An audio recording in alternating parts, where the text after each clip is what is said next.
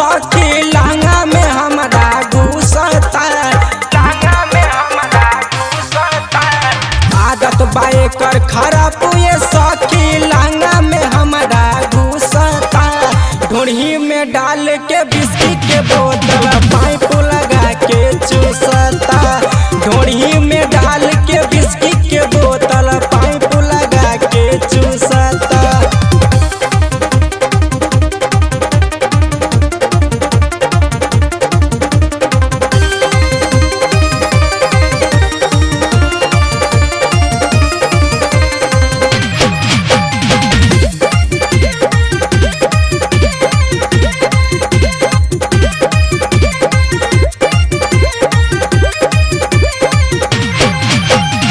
हरदम हमारो सैया नशा में सखी रहेला। चिखाना समझ के हमारा चोलिए के चाटेला, चोलिए के चाटेला। हरदम हमारो सैया नशा में सखी रहेला।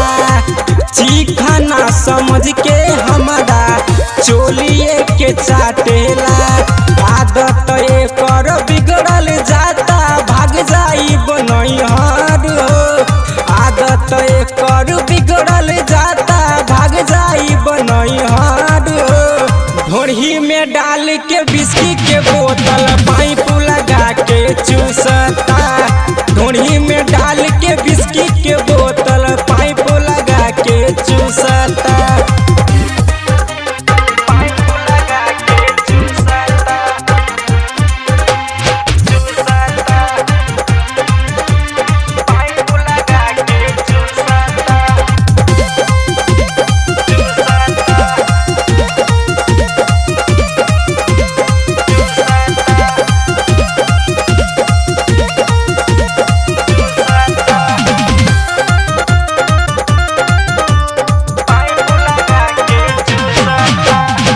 कितनो समझावा तानी मानत नइखे बात के। दिहल दहेज सारा खा गइल बेच के, खा गइल बेच के। कितनो समझावा तानी मानत नइखे बात के।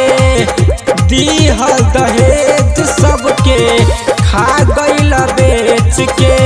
निमन बात समझावा तनी त जालाऊ हमसे रूस हो। निमन बात समझावा तनी त जालाऊ हमसे रूस हो।